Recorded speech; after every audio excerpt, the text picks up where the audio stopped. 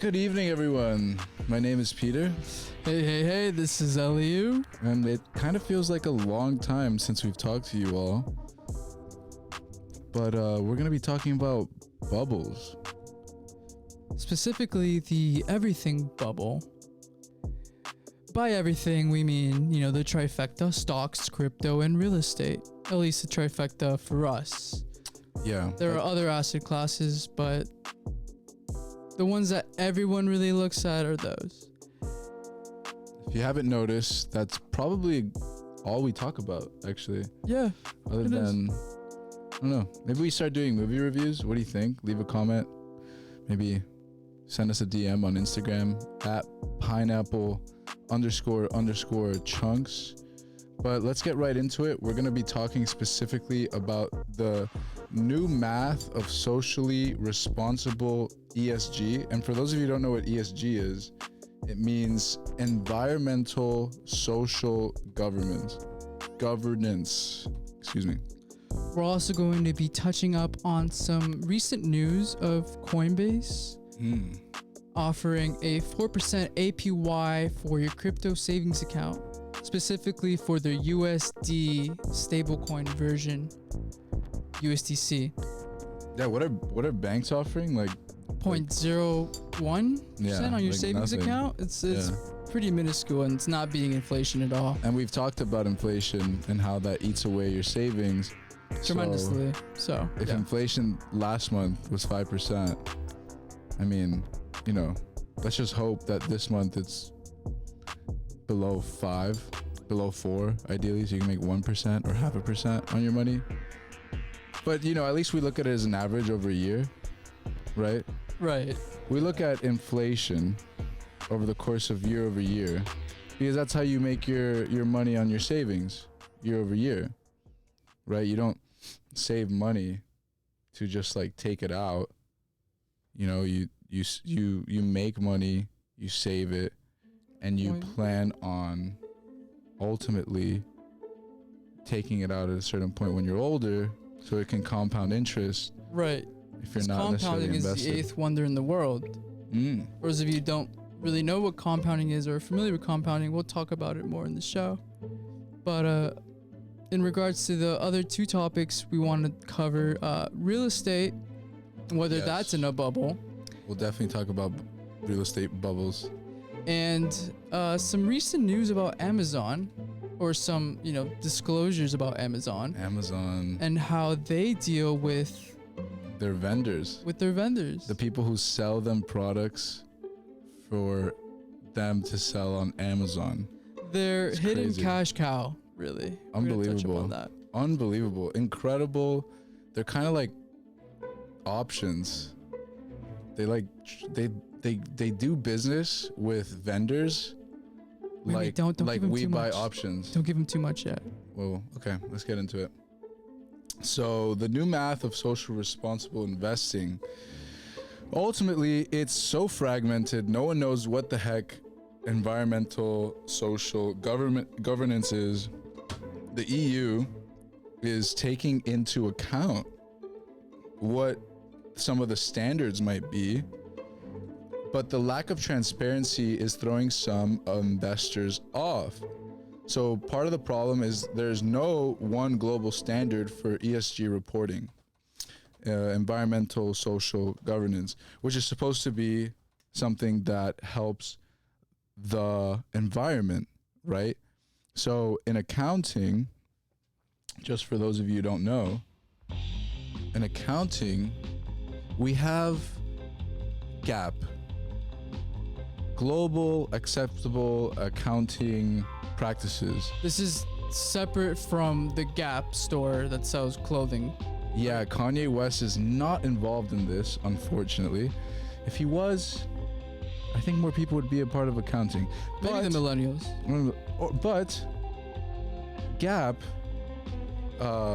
is pretty much what most countries look at when they're looking at one of the three most important pieces of information relative to companies, especially overseas companies, You can imagine how difficult it would be if people have different standards. So if China wants to invest in a company that's US based, they will look at the gap. That's one of the things they would really understand the generally accepted accounting practices or principles. It's slipping on me. But as far as environmental, social governance, it's so new, and there's been a huge increase, 30% actually, since the end of 2020. That's gone into ESG funds, people who are pretty much concerned of their carbon footprint and where they're investing their money. Well, right. It's become very trendy, but also essential that we start making some sort of change, whether it be for global warming reasons or whatever reasons you might believe. But companies need to start, diminishing their carbon footprint.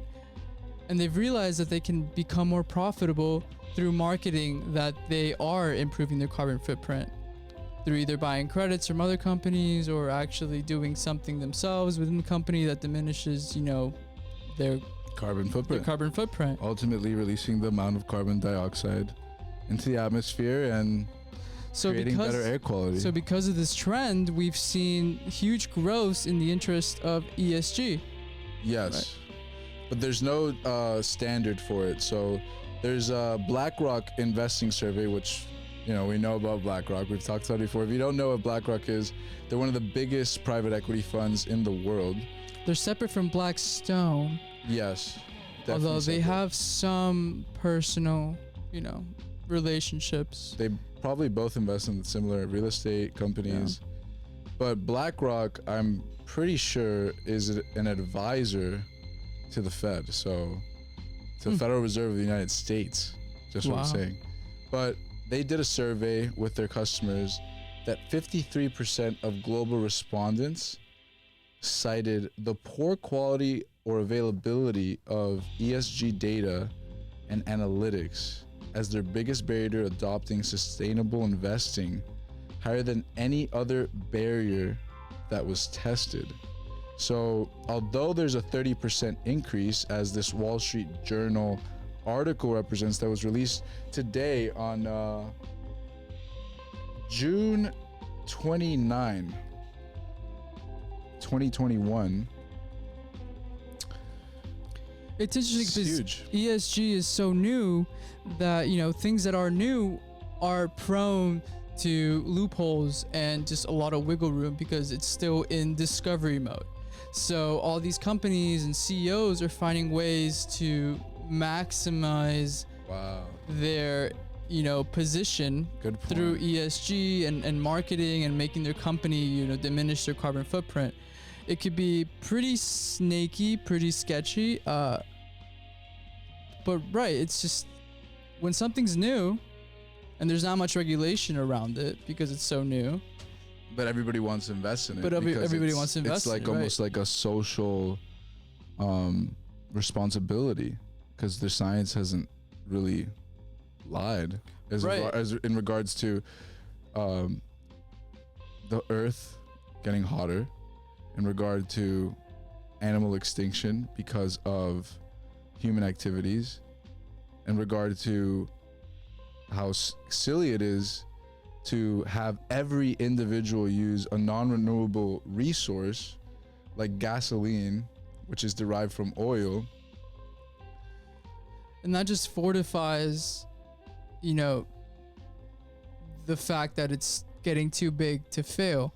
If a lot of people begin putting their money into companies that are big on ESG, then everyone would save money in a sense. Yeah. And we'd also be able to have good business. Cleaner air quality. Right. The only thing is that and by the way, for those of you who don't know what a non-renewable resource is, which if you haven't heard about it, a non-renewable resource is something like oil, which has to be drilled from the ground, and there's only a certain amount of it, and it's usually created from the excrements of dead animals. I actually also plankton. I believe that dead plankton has something to do with that. I haven't heard about that one. Yeah, I mean, could you actually look that up? Because my computer screen is dead Little bit- plankton. Yeah, like how is as like where renewable? oil? No, oil's like where how oil is formed, because oil takes hundreds of thousands of years to be created. I know it has to do with dead species, like fish or other aquatic animals. I believe it's plankton. When plankton die, they fall to Yes. the bottom of the sea. The plankton are trapped under many layers of sand and mud. Over millions of years, the dead animals and plants got buried deeper and deeper. The heat and pressure gradually turned the mud into rock and the dead animals and plankton into oil and gas. Yes, so it's plankton. Yeah, I Wow. was definitely right about that. At least, thankfully, in this case, That's really because interesting. if I'm gonna be investing in environmentally social governance, you want to know about this stuff. It takes millions of years for this kind of product to develop, like oil, right? So if we're always using oil to basically create gasoline, because it's a extraction from oil. Gasoline is an extraction from oil.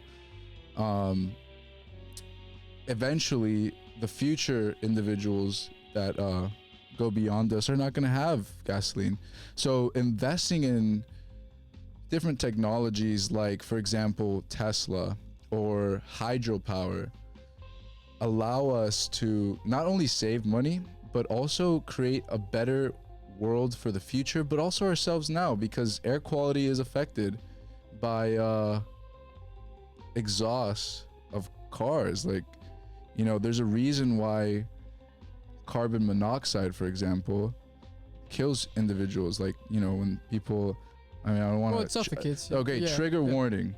Trigger warning on suicide here. So if any of you are triggered by suicide, step away. Very please. early in the show. Very early in the show. But when people do, for example, close the garage door, right, and stick like a hose in their exhaust, put it into their car, or they just let the exhaust run when they close the garage door, that carbon monoxide, that'll kill them, because it's actually easier to absorb in your lungs, and it's not very good for you. It's not like oxygen, so you'll die very quickly. And that's why like hydrogen powered cars are becoming a thing, because Well, that's not why. well, that's not exactly the reason why. I mean, But- there's other reasons. But hydrogen powered cars, you can inhale the exhaust and not die because it's just hydrogen. It's very, it's not harmful at all. I mean, we discussed in the show. You showed an Yeah. image of a girl literally on a treadmill in a giant bubble She was straight up that was running, only yeah. attached to the tube of a car running on hydrogen. It was really interesting. That She was was incredible. just, her lungs were doing a phenomenal job. I mean, this hasn't necessarily been mainstream as much as like an electric car. Yeah. But at least electricity, you can use like nuclear power, which isn't necessarily harmful at all to the environment. The only problem with nuclear energy is that we haven't figured out how to or where to put nuclear waste. That the nuclear waste that's been used. And nuclear waste is highly toxic to the environment. I mean, if Well, you to have a humans, too. leakage, yeah, humans. I mean, any living organism. Right. If that just, if there's a leak with nuclear waste, and there's big trouble there. I know Miami uses a lot of nuclear energy to power Right. its grid, and that's pretty cool. It's really innovative. But that waste has to go somewhere, so we're still trying to figure out ways to maximize that waste. Well, in large part, that's why Miami also has such great air quality. Aside from it being in the east, and Yeah, we the have wind the flow. beach there too. I mean, The ocean. wind flows from east to west usually, at least with the ocean. So all of the exhaust that we have from cars goes to like Sarasota or like Texas or whatever, but then it's like dispersed, But at the same time, like we do use nuclear power, which there has been signs of like radioactive waste found in our water, but it hasn't necessarily been enough to kill us, at least like what the public says. Anyway, just stop not going too much into ESG and what's going on in Miami. and nuclear power, because these are great alternatives. We just haven't necessarily for nuclear power figured out how to put nuclear waste away. So, for example, there is at least one solution in like putting in like Utah or something where there's very little tectonic plate movement. They bury it very deeply. It won't affect any animals or people, but like worldwide, it hasn't been decided that like they would do that. But so as of now, they're just kind of like transferring it around, you know. Who knows, man? I mean, I think there's a lot of conspiracy theories, for example, with what happened in Japan. What happened in Japan? There was a nuclear reactor that exploded. I don't remember the name of the nuclear reactor. I think it was Fukushima. Does that make sense? Does that sound familiar? Is that what happened with Chernobyl? Chernobyl was worse because the nuclear reactor rods that were put into the water. So the way that a nuclear reactor works, by the way, is the that was in the uranium. Fukushima? No, Chernobyl. Oh, okay. Fukushima, I think, was more recent, actually. Fukushima. The nuclear reactors It's a exploded. nuclear disaster. Wow. Okay. Yeah, so there's a lot of like conspiracy theories saying that like the government definitely like hid a lot of the information and said it wasn't as bad. It was caused by an earthquake and tsunami. Right. In Japan. So basically how a nuclear reactor works is that uranium 236, I believe, I don't know the exact number, but uranium is put into water and it basically heats up the water to a point, just like the actual uranium, which is insane, heats up water to the point that it starts steaming. So all that steam goes into another engine or a turbine, turns a turbine, and that creates energy and then starts producing electricity for people in a city. And so basically the only output is steam from the water that's being heated, right? So there's like, if people go close to uranium without like protective gear and things like that, like their skin starts burning, it gets really hot. It's almost like getting like the most intense sunburn ever, except that you die. Yeah, it's excited electrons. Yeah, it's nuclear fission, I believe. Not fusion, but fission. I wonder if we can mine Bitcoin with nuclear energy. Probably. Yeah, we definitely can. I know our mayor wants the miners to come to Miami and use our nuclear energy to mine. Yeah, that would be incredible. That would be pretty cool. I mean, I think that's... The only problem is the water. The water gets... tampered with? Yeah. I mean, the water that's heated, the water that you put the nuclear rods in. Are you saying my Brita filter can't filter out nuclear waste? The thing is that I don't want to like freak anybody out. It's just like there's just, the water is usually dealt with very well, but there is a form of radiation that, for example, is found in like glow-in-the-dark watches, which is called tritium.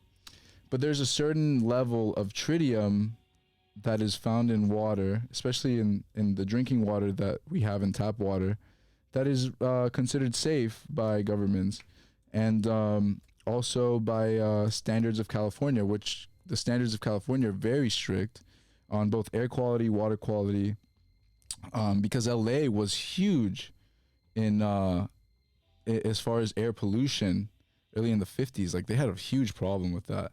So they really got strict on controlling how the air quality is. And that's why LA is so beautiful, because the air, the temperature there is like 70 all the time. Like it's great. It's nothing. It never gets too hot, never gets too cold. It's perfect.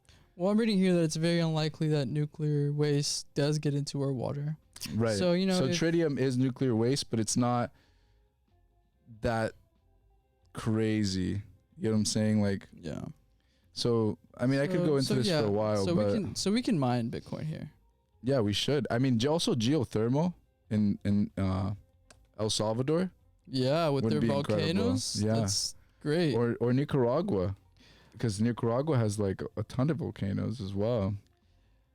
So, on the topic of cryptocurrency, yes, let's get into that actually. Coinbase just announced that they will be offering a 4% APY annual percent yield yearly for their stablecoin USDC.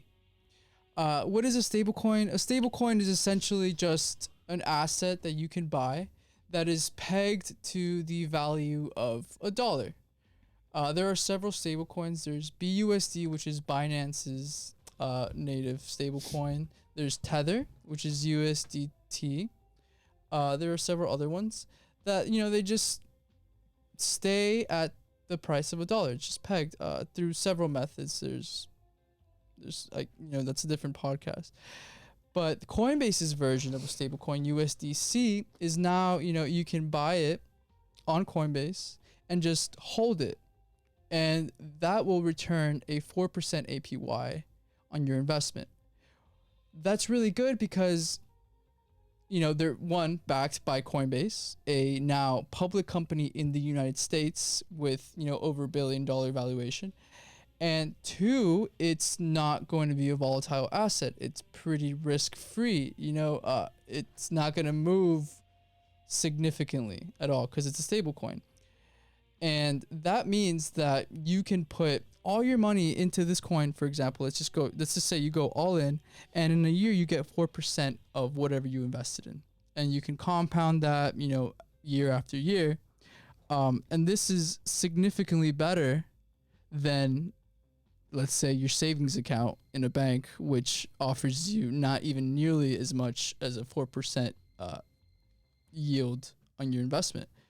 What's the average on banks right now? I think like 0.01%. Very low. I could look up Bankrate right now. If you go to bankrate.com, you could see the bank savings rate, but other cryptocurrency lenders are offering around like 8% yields. There's some offering around like 100%, but those are super risky.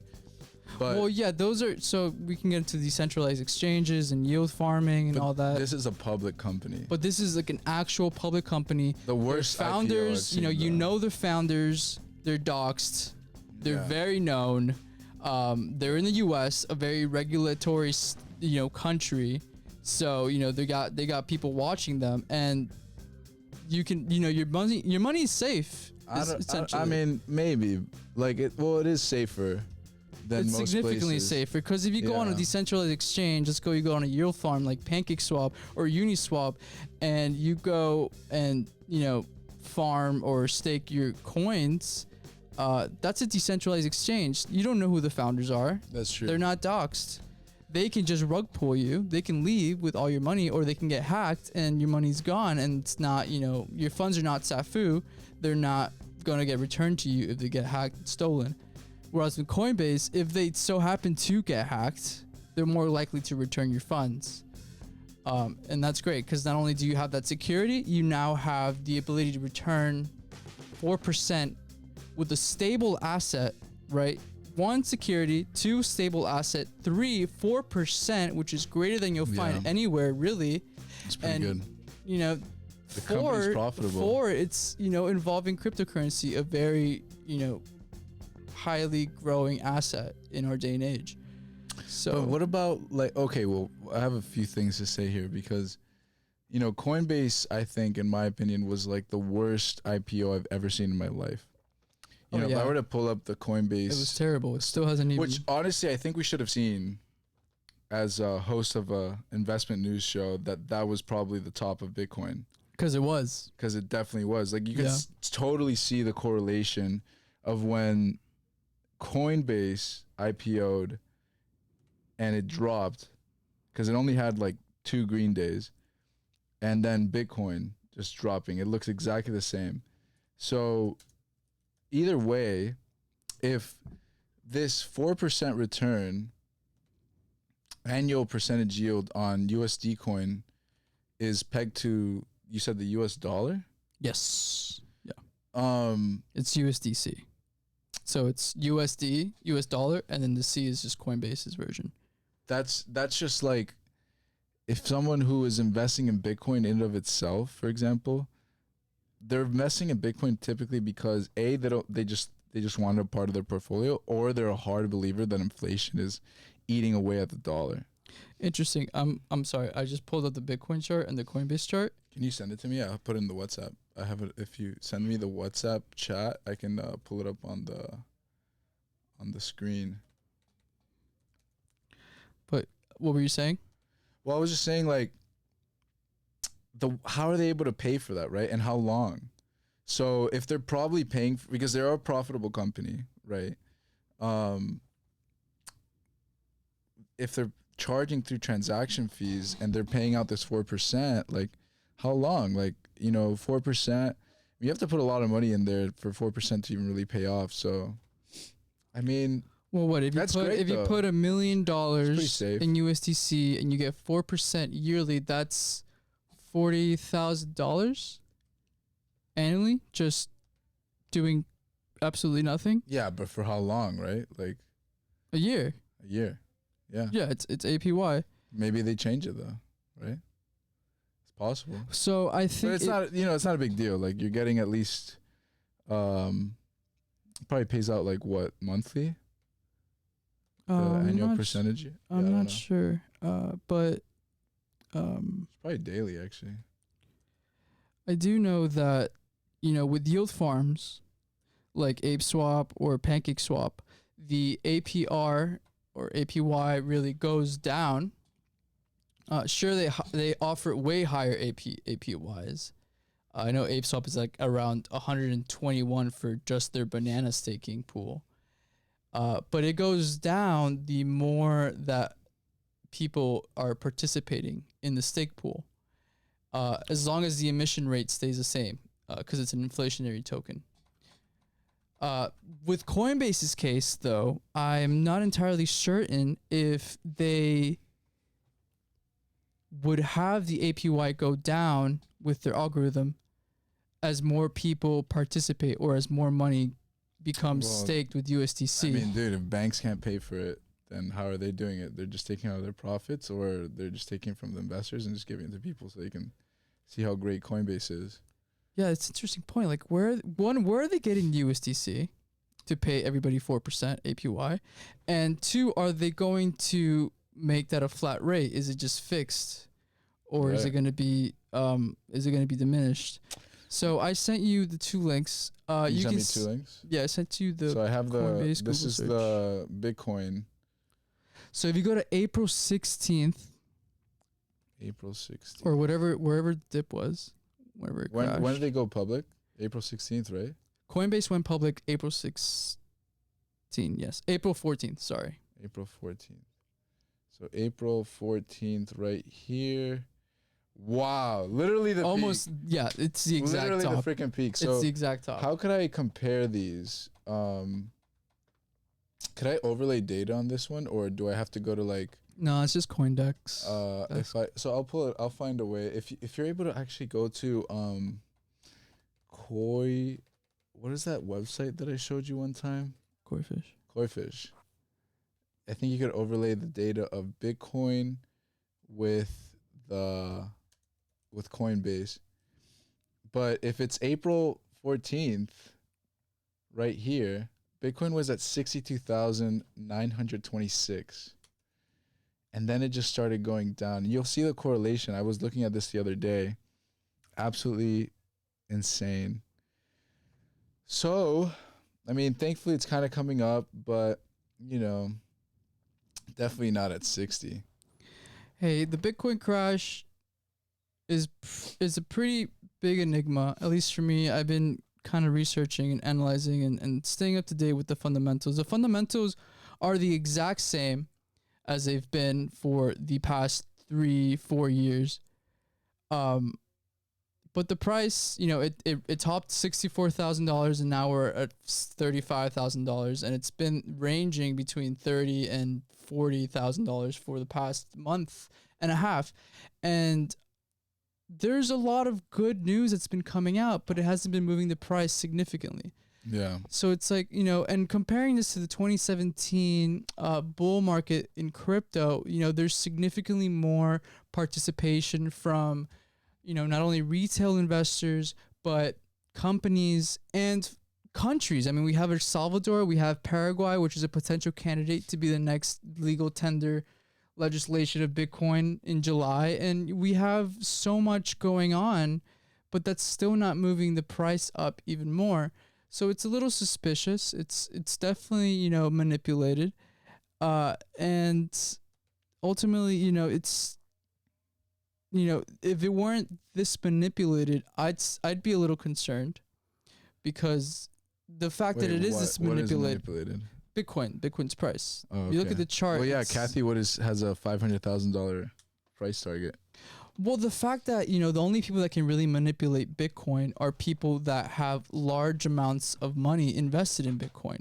And if they're manipulating Bitcoin to either, you know, buy at a lower price or make it move and create giant green candles so people FOMO in, then that means that they ultimately want the price to go back up so that they can get crazy amounts of returns, because it's still a relatively new asset with, you know, exploration in its foresight. Well, yeah, I do believe that it is one of the newest asset classes since the late 1600s, which we have talked about on the show before. But you know, I mean, it's interesting to see Kathy Wood talking about Bitcoin going to 500,000 now. Well, she just filed for an ETF too. Yeah, she's funds recently bought shares of Grayscale Bitcoin Trust and Coinbase. So, I mean, Coinbase is at a huge discount. I mean, let's see. Well, it's only been going lower and lower since its IPO. Yeah, that's why I think it's so funny. It's almost impressive. Like, how can it keep just dipping? I think it's just at its IPO price, actually. I should overlay the data. How could it can't do that with Coindesk, huh? No, I can't sign it to Coinfin either. But yeah, I mean, do you have a login for Coinfin? Yeah, I do. Might be through my Firefox though. I'll pull it up in a little bit, but how about you talk about the... Well, on the topic of stocks. Right. Let's go into the Amazon's latest disclosure. I really need to use the restroom, so I'm going to pause it real quick. Hello. We're back. I'm wearing shades because I was crying. Peter was crying because Bitcoin just keeps dropping. And Amazon is taking so much control over vendors. That's right. Amazon is just printing money at this point. They don't even have to be strategic or needy or subtle. They are just taking people's money at this point and making profits everywhere, and everything that they touch is just giving them money. A recent leak of some information. Yeah, actually June 29th. June 29th. 2021. Amazon, you know, has now been known to partner up with companies that use Amazon's platform, or, you know, they just partner up with Amazon because it'll raise their stock price. And the revenues specifically. And Amazon, you know, Amazon is not dumb. They know that if, you know, a news article has a headline of, this so-and-so company just partnered with Amazon, that company's stock price is going to skyrocket just because of that even sheer partnership with Amazon. But Amazon wants to make a profit off that. Right. So they take out options in a sense. I'm just going to log into my Wall Street Journal account real quick. And these options are called warranties, right? Yeah, they call them warranties in a private market. And what warranties are is essentially that Amazon is striking a deal with these companies, and it's saying, hey, I want to buy shares of your stock at a certain price. So, you know, that means that if the stock goes higher than the price that Amazon, the company, agreed on, Amazon is still eligible to buy shares at that price that they agreed on. Right. It could be significantly lower, or it can be, you know, just higher. But Amazon knows that the price will shoot up. Right, in the public market. So, for example, Spartan Nash last year amended a contract with Amazon to deliver groceries to its Amazon Fresh arm. The Grand Rapids, Michigan-based company had been supplying Amazon with food since 2016. Right. So, but this time Amazon added a condition. And if it bought $8 billion worth of groceries over 7 years, right, it would get a warrant to purchase around 15% of Spartan Nash's stock at a price potentially lower than the market. So, what happens? $8 billion worth of groceries are bought. Probably before 7 years. That's a lot of avocados. So, I don't know what Spartan Nash really does, actually. Let's see what they do. But I think also they're worth $19.05. The point is too that Amazon is essentially dumping on retail investors or any other investors in these companies.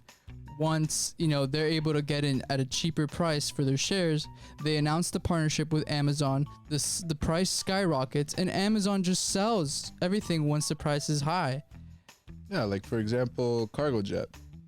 CargoJet is a company that right now is at $182.79, right? But when it was a wee little company before Amazon struck a $600 million deal with them, basically acquiring the right to acquire 20% of its shares, it pretty much sold out when it hit a higher price. So for example, let's look at this portion of the article.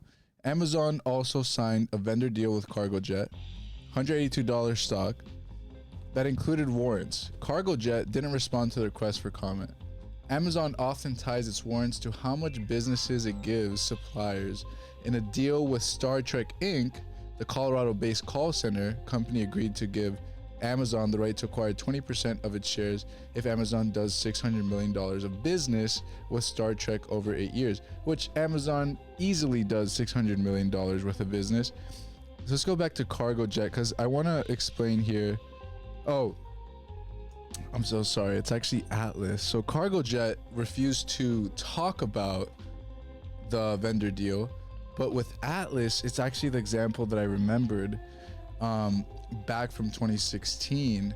So Atlas is probably in a CargoJet's probably in a similar situation as Atlas.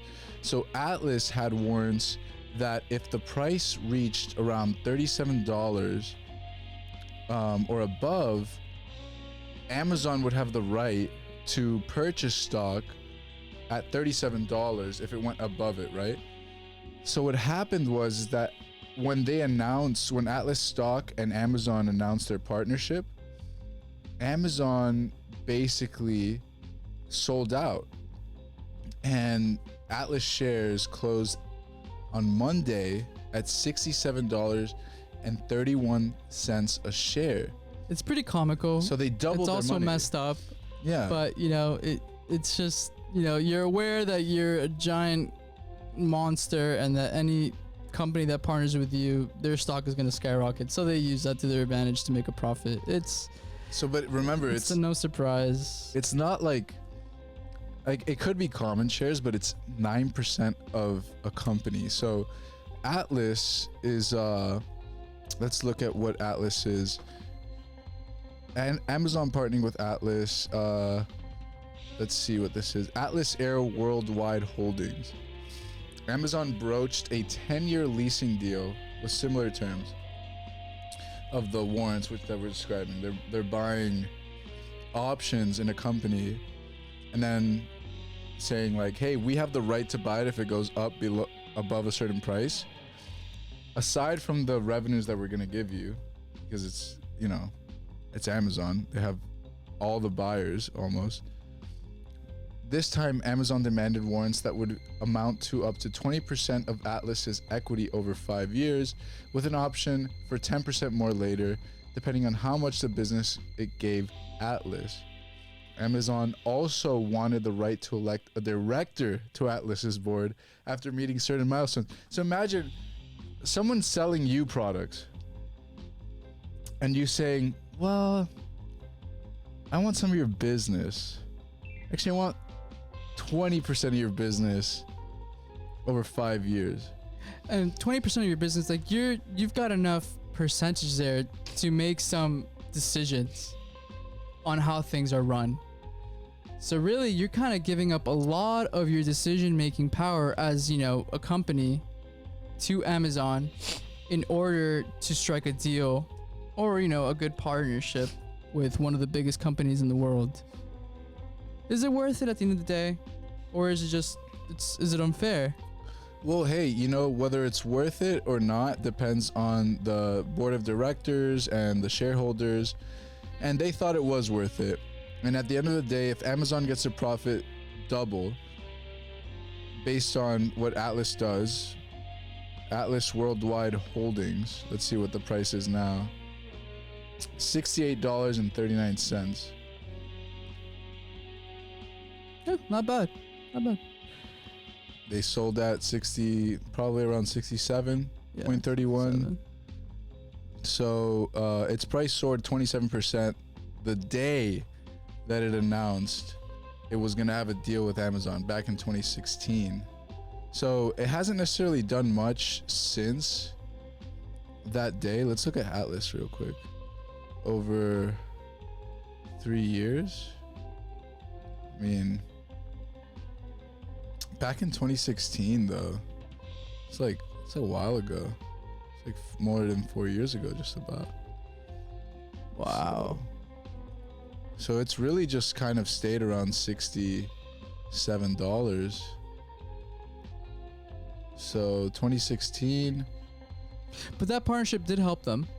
Oh yeah. Right? I mean, in the long run, it did help them and had their stock price go up, and now they have more money to play with and innovate with their company. So that's, at the end of the day, it's great. They had to give up a good percentage of their company to Amazon, and Amazon got to dump on them. It says Amazon later exercised the warrants for 9% of Atlas stock. Of the, what was it? I believe it was 20%, right? 20%. Yeah, 20. The amount of up to 20% of Atlas's equity over 5 years. So it's been more than 5 years. So they exercised 9% of the warrants. So the day that they released the news, they sold 9% of their 20% that they would be getting in the future, and just doubled their money. And obviously Amazon hasn't necessarily commented on that, but hey, it's good business. They're definitely good business people. I guess that's why we know they're profitable. Yeah. Right? Yeah. Because they were profitable for the first time during Corona. And they also just have several profitable streams of income. So my mistake on Cargo Jet, because they didn't comment, but I'm sure they're probably in the same situation. Now, shifting over to the real estate market.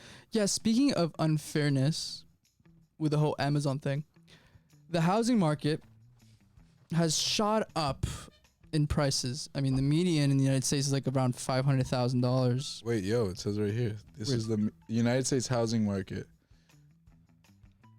Oh, the median is actually $377,000. My bad.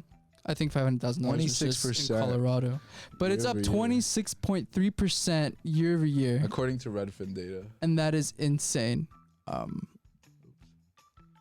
it makes you wonder, like, is this a new normal? Are prices just keep going up, or are they eventually going to correct themselves? Well, it's important to take in mind that there are 4 events happening right now consecutively that has never really happened in the past before. And all these events happen to be transitory, which means they are ephemeral and, they're not going to last forever. One, right, is going to be the migration of people from big cities to, low cost of living places. Suburbs. So, people from California or New York moving to other cities or states that have low, taxes or no state tax, like Miami, or sorry, that's not a state, or like Florida or Texas. Like Sarasota, Florida, like that is such a suburban city. Yeah. So you have these people moving, and that's increasing the demand and also, the threshold at how much they can afford, because these people can afford a lot more.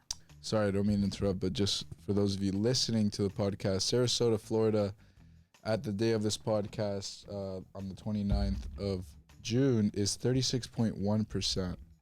It's up 36.1% year over year. It's number 9. Number 1 is Round Rock, Texas, 56.6%. Anyway, excuse me, I'm sorry to interrupt that. So these people moving, like let's say California people and New York people are coming to Miami, they can afford much more expensive properties because their salary is greater, because their cost of living is higher. So that spikes up the average prices of properties here in Miami, where the cost of living isn't as high in comparison. That's one reason. The second reason is just the supply chain globally is messed up. We're in shambles. Everything is just backed up, congested, and that's just increasing the prices of everything. And everything includes construction material for houses or renovating material for houses. On that topic, the third catalyst is the price of lumber. Houses require lumber.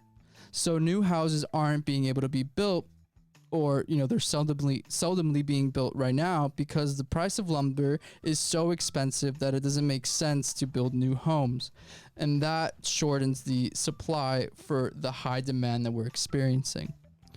And then, but not least, the last reason, the fourth reason, is just the low interest rates that we're experiencing right now. You can get a mortgage at such a low interest rate in the 3% that it's just a bargain, and people want to take advantage of that and buy property because they're going to have to make very, cheap, affordable monthly payments with this 3% interest rate. Yeah, year over year, it's down 0.2%. It's kind of amazing. And yeah, I mean, it's these 4 catalysts, they're just driving the prices up, and it sucks. And we don't know if it's just going to keep going. But, the government, or the U.S. government at least, is not going to let people go homeless. So at the end of the day, there is going to be some sort of correction.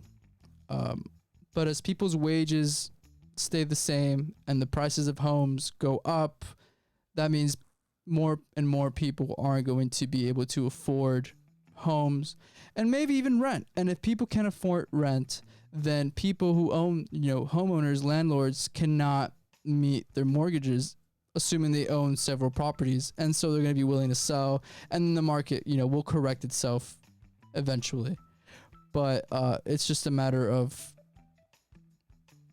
becoming more attuned with the real estate market and understanding if this is all transitory short-term or transitory long-term, and whether prices are going to come back down. So lumber has gone down substantially in the past, I would say, week. So from lumber extended losses to trade below $800 per 1,000 board feet when it hit a high of more than $1,700 per board feet. Oh, that's almost half. Look at that. Wow. Looks like the Bitcoin chart. Bitcoin looks better than this. Yeah, Bitcoin does look better than that. Wow. Oh, what's going on here? So lumber is proving to be not a good hedge against inflation, ladies and gentlemen. There's a lot of red, a lot of blood on the streets on this chart. Since May 17th, I guess. Yeah. But I think that's about it. That's all we got covered today. Thank you guys for listening, and thank you guys for watching, and thank you guys for just being a great part of this podcast / videocast. Yeah, please leave a comment, like, subscribe. We try to do this every week. Hopefully you learned something. If you didn't, then, well, actually, we don't advise any of you to do anything. Yeah, you will lose all your money if you listen to us. You'll lose all your money. We're not financial advisors, unfortunately. But maybe one day we will be, and we will be the worst financial advisors in history. But we won't be able to do this podcast if we are financial advisors. That's a good point, yeah. Well, maybe we will, but forget it. I wouldn't want to do it. Sayonara.